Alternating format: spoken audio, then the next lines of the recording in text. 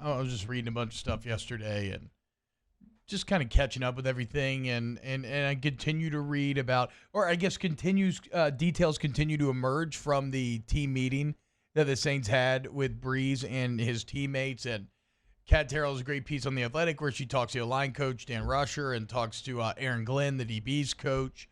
And what just really struck me in reading this is the wealth of leadership Yeah, they do. that this Saints team has. Like, everybody talks about building a culture, right? And that's obvious because, like, from a CEO business standpoint, there's all these books you can read and how important that is, right? We talk in this building about building a culture, right? So everybody can talk about it, but the challenge comes in actually trying to do it and actually identifying, and then even in a sport like in the NFL, right? Identifying the people that fit that culture, that can lead that culture, identifying the people that can play well. That, like, all these things are so hard to do. But here in the Saints locker room, I look around, I see Demario Davis, Malcolm Jenkins, Cam Jordan, Drew Brees. I mean, just chock full of leadership. And so, again, when you have the talent that this Saints team does, and then you have the culture and you have the leadership that they do, like, it just seems like this team this season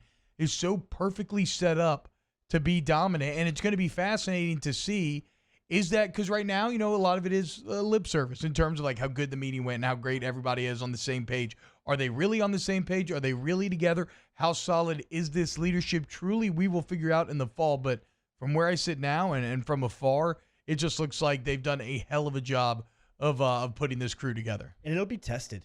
Yeah. That's one of the things, is that they're going to be tested, because one of the things I was thinking about this weekend and being down in New Orleans and reading some of the media is that, they're not going to be together until training camp. Yeah. At all. I think that is something that that's a lot of trust in a team. Yep. But I think that the risk way much outweighs the reward there. Of right? what? Of allowing them to be so much time away from you in such a Is that a Saints only thing, or is that an NFL wide thing? Not I showing think up. the Saints are the only team that said, look, there's no workouts until you come back at training camp ready to work out. Yeah. I think that there are some teams that are going through a protocol in which they're trying to find a schedule to get you back onto the facility, work you out, get you in shape, then get to training camp. Again, though, that's trust in your culture. That's trust in leadership. I love it. Also, I will say this, then highlights what is, to me, the biggest fundamental difference between the college game and the NFL game, beyond just talent level rising, which is you are expected to take care of your business. You are a professional, okay? It is your job. That is a job that is so desirable that if you do not handle yourself professionally and you do not take care of what you're supposed to, well, you are out of a job then. Yeah.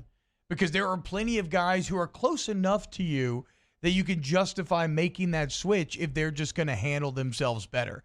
So the Saints have all, like, the guys that are maybe be concerned about are the young guys, but then they kind of know the situation they're stepping into and how much pressure is going to be on them. But yeah, these upperclassmen or these veterans, they should have no problem showing up for training camp in shape, because it's what they're expected to do. It's not like college where they're class checking you or making sure that you're showing up to workouts on time or all of these other things. If you don't do it, well, then you are going to force yourself out of the league just based on your own lack of commitment.